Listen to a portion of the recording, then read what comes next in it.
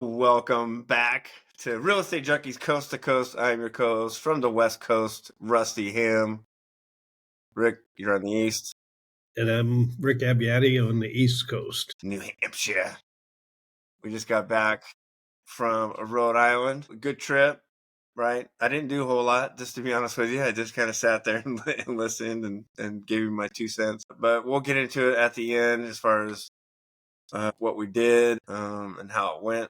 We did do a podcast after the first day, so we can recap day 2 and day 3. Today, though, again, we always start out with a warm-up, which is our mindset, skill set, and systems.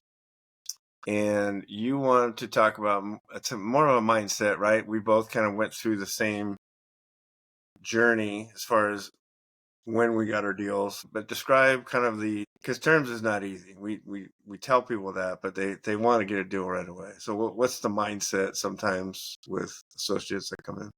So I think the question comes up, and everybody's got it. How long will it take me to get a deal? And there is no real answer to that. The systems are there, everything is there for you to get the skill set, and a lot of it comes down to mindset. And we've talked about this many times. And where it took me 15 months to get my first deal. A part of it was the commitment. I did take some time to test the waters to see if this was the real deal. It didn't take me long to figure out that it was, but then it was, for a while I felt, I've not ever made cold calls before this, obviously. Right. When they said make dials, I was making 9, 10 dials a day. And I remember my coach at the time when I did it was Brian O'Neill. Actually, he wasn't my coach. I did a strategy call with him, and he said, "Rick, how many dials are you doing?" And I proudly said 8 to 10. And he said, "Do you think you could bump it up to 15?" And which wasn't a big deal. I bumped it up to 15, and then over time, 15 became 20, 20 became 25, and it went up from there in a day. So, it all depends on your level of commitment, and we all have baggage, and that's the main thing. Yeah, 100%. And I used to coach high school sports, mainly basketball for a long time. And I always told them, I'm looking for attitude and effort, right? And we kind of, it's similar to our community. We match effort for effort. We're looking for the serious and dedicated, so those are all kind of synonymous, right? The attitude and effort.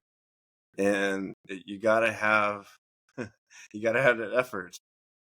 I was in a similar situation. We both had full-time jobs. I had a full-time job teaching physical education, so I had to be at a school, and we had a belt schedule, as everyone knows. And then I used to coach after school, so my time was limited. So when I first started, it took me a year to get my first house under contract. I gave that house back. It took me 3 months to try to sell, and it wouldn't sell. I got my second and third taken and sold, 18 months later, or not. So in 18 months, so 6 months later after that. And, when I first started, and you're saying 5 to 10, what were we saying? 5 to 10 every day, 8 or 8 to 10? to 10.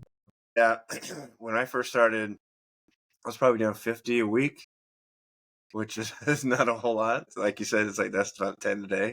And then I got a dialer, and I started, cranking out more dials during lunchtime. But, when I first started, I was trying to make dials in between classes, or I would do free play soccer or send them on a mile run, and then I would crank out a couple more dials there.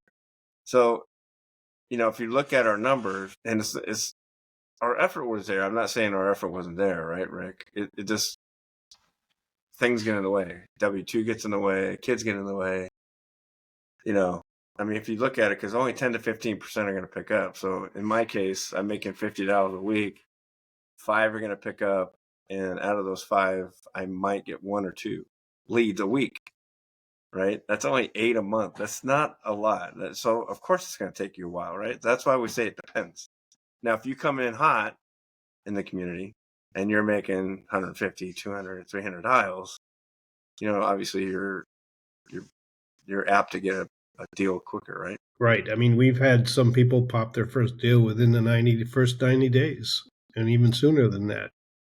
It's just everybody, because everybody's different. Some carry baggage with them. A lot of us do. And, once it's not to say nothing was happening during that first 15 months, because when I hit that 15th month and I had upgraded to high six just prior to that, and I had VAs. I had a VA making dials for me with me, and I was building my pipeline because those deals that I got were from work I had done previously.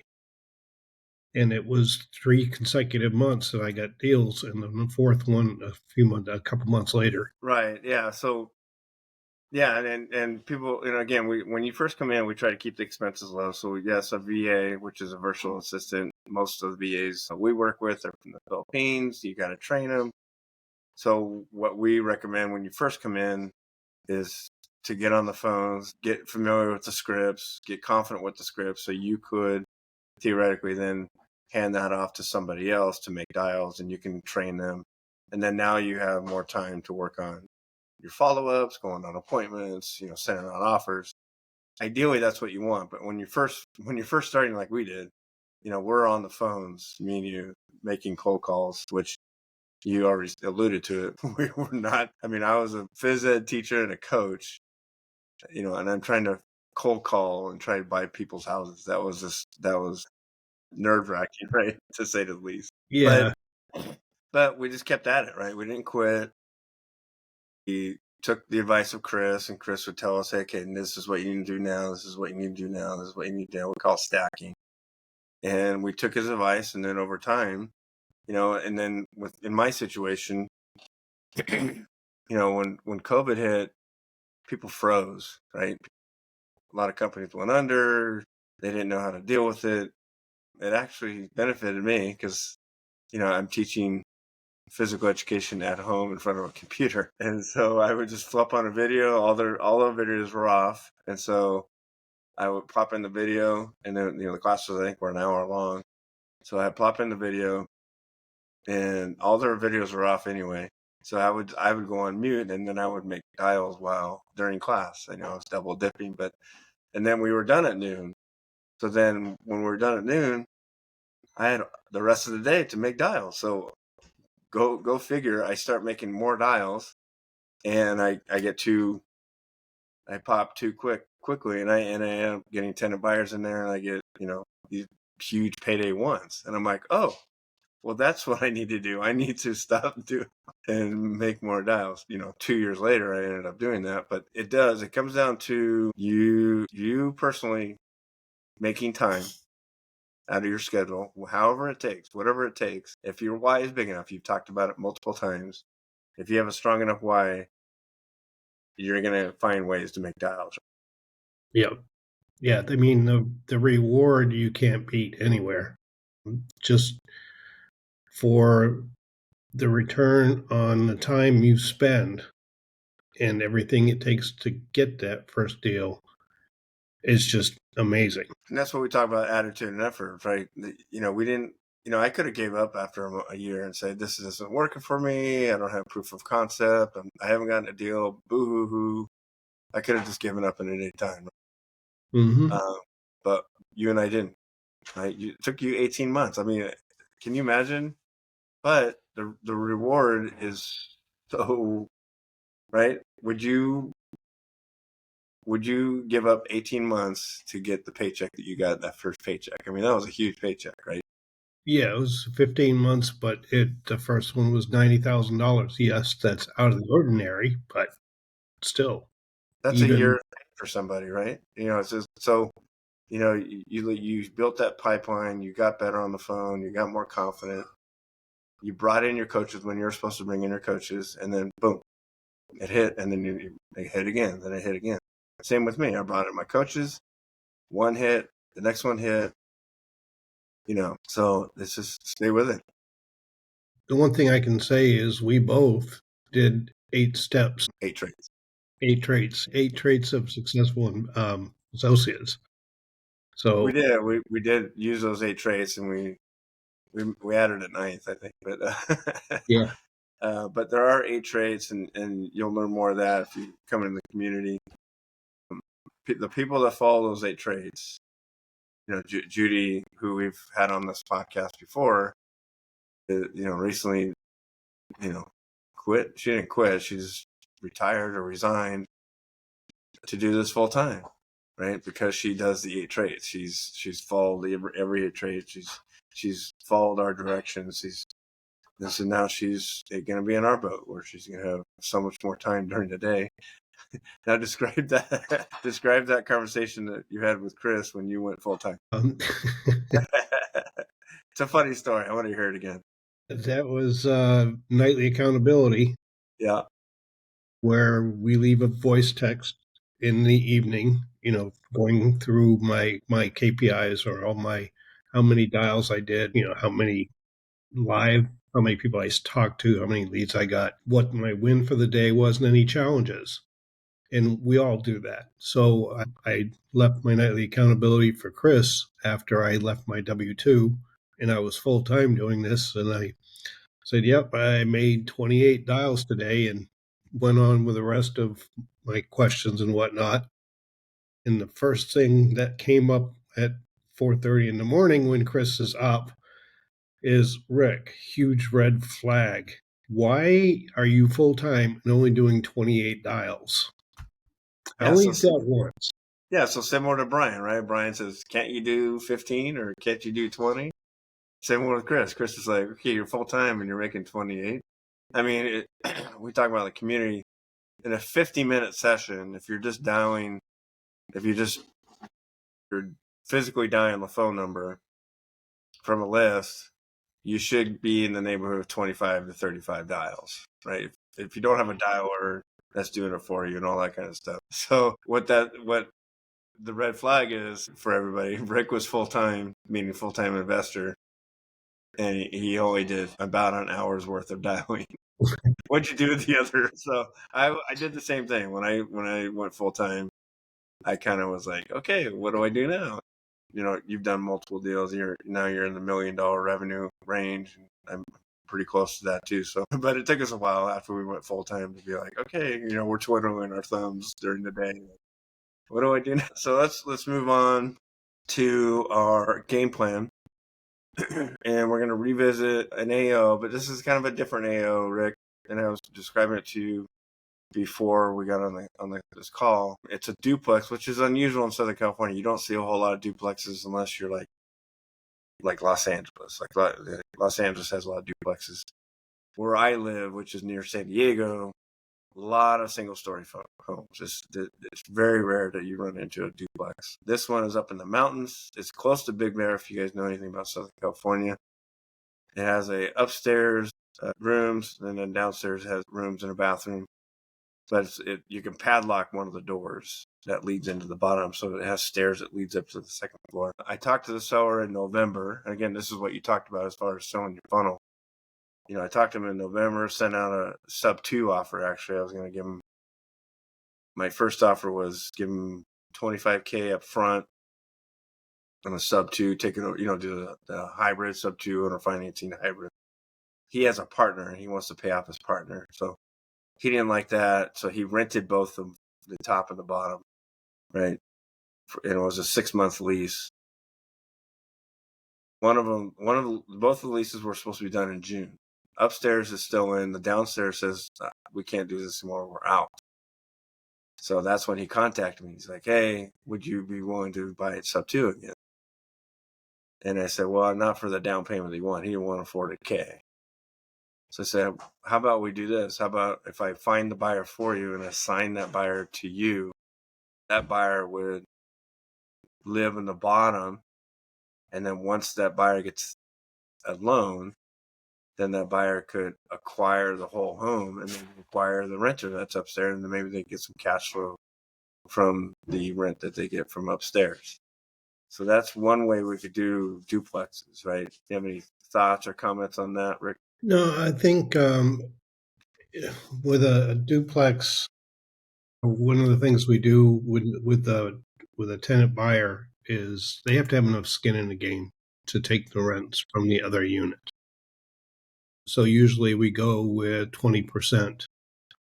20% down is considered enough skin in the game, and they've proven themselves making the payments consistent over like a year's time frame.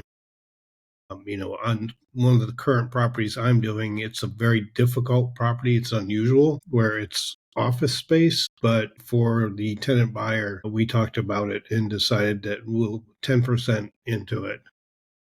We'll let them take the rents just to get the property to move, but just Right. gives Yeah. them the incentive. Yeah, that's what we do in the beginning, right? So our rent to own, we normally do 3 to 10%.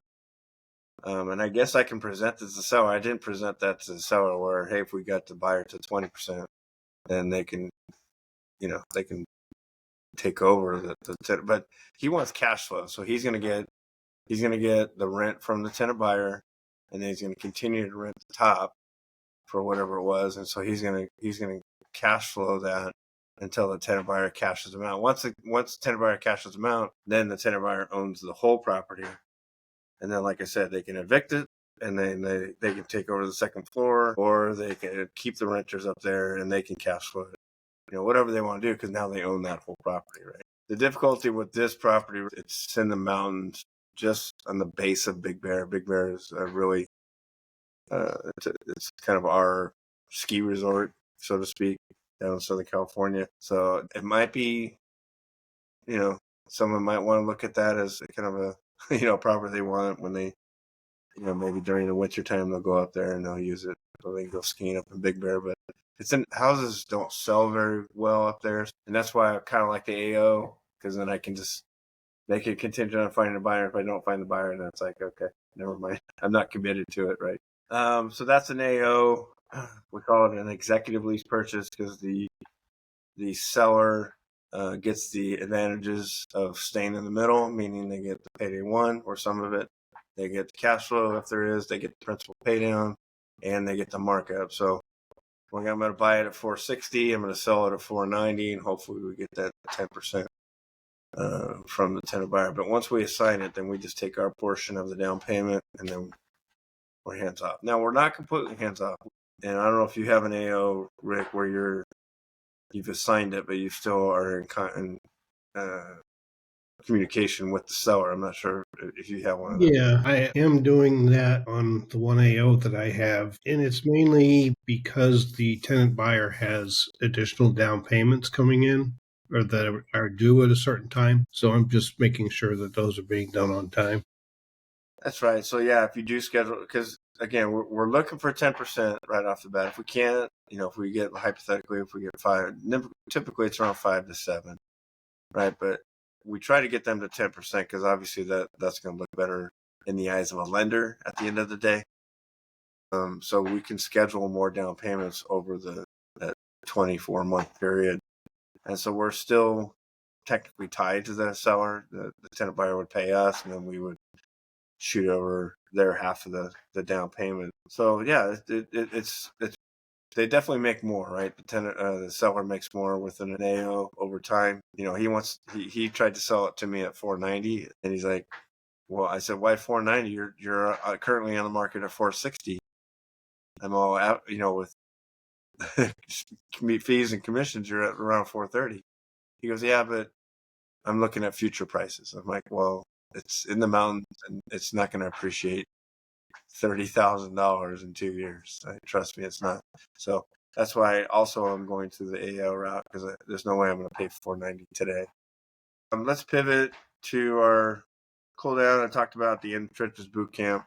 We were both there last week in Rhode Island. You guys saw it on YouTube. We were not in the same hotel room. It looked like it. We were both on the couches in separate rooms. And after that episode last week, that was after day one, right? We did a bunch of phone calls. Well, we didn't. Zach and Chris made a bunch of phone calls to the sellers, actually for the associates to the sellers. Got a couple of appointments, got a couple of houses under contract, right?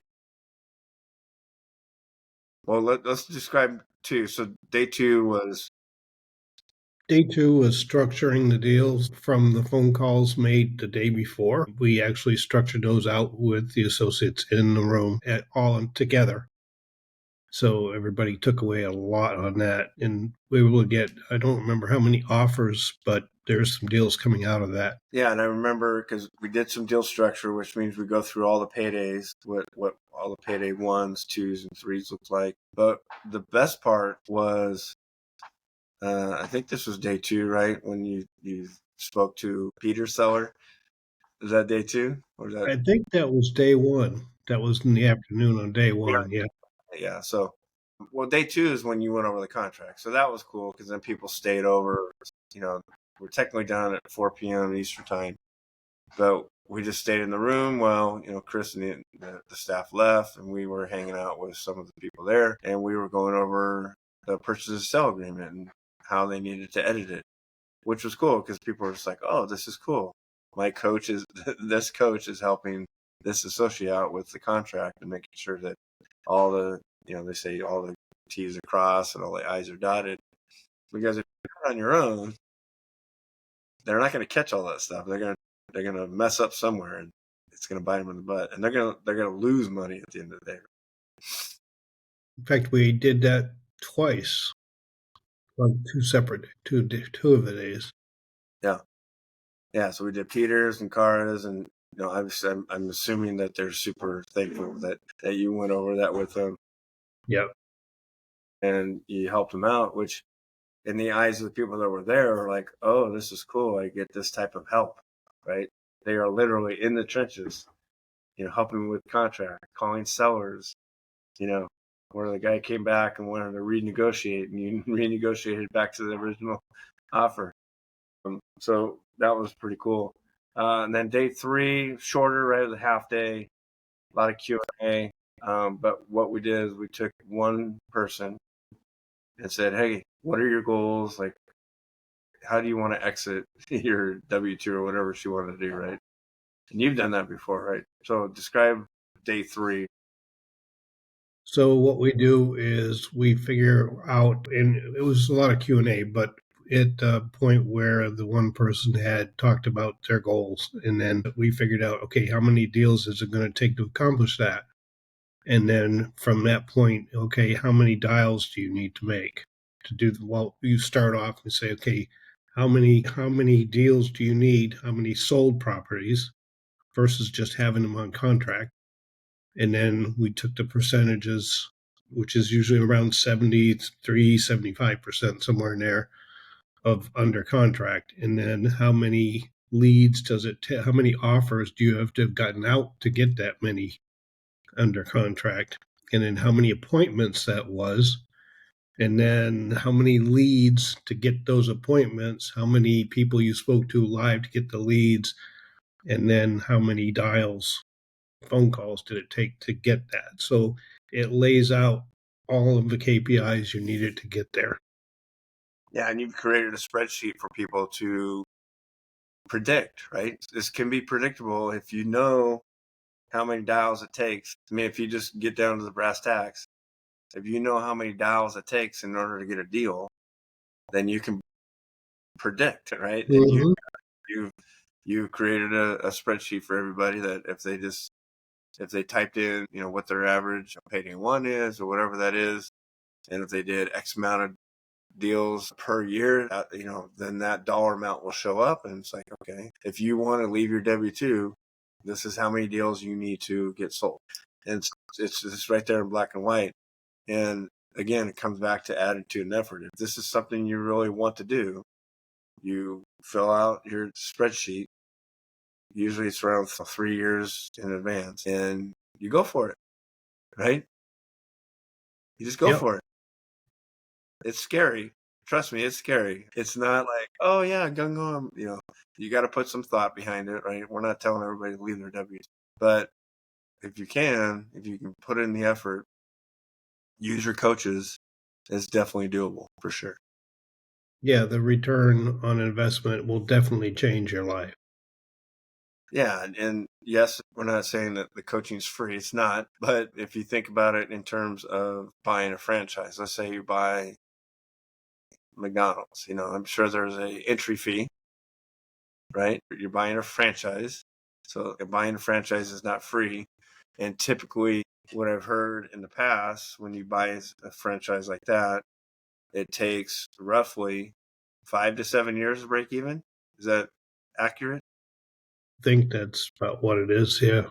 Yeah. So you're looking at 5 years of just nose to the ground, just grindstone, getting after it for 5 years, and then you eventually find a profit. With us, you got to pay for your coaching. But like you said, your first deal was K, which basically paid for your coaching. That was 15 months into your being an associate. So financially, it does make sense. If you just gotta put the numbers together and and pull the trigger, if that makes Right. sense. With that spreadsheet also enables you to figure out, well, what do I want my business to look like 3 years from now? How many people, how many virtual assistants, how many executive assistants, how many buyer specialists, and how many seller specialists do you need?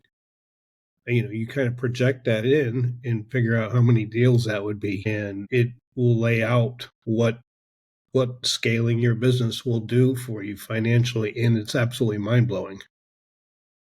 Yeah, because people freak out when they're like, "Oh, if I scale, if I do this, then this is going to happen." Meaning, if I scale, it's going to eat into my profits, right?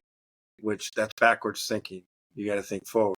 Like, okay, if I add this person to my team, that's going to generate X amount of revenue, which is going to exponentially grow my business. Awesome. Cool stuff, man. Appreciate it. Thanks for jumping on tonight. All right, Rusty, sounds good.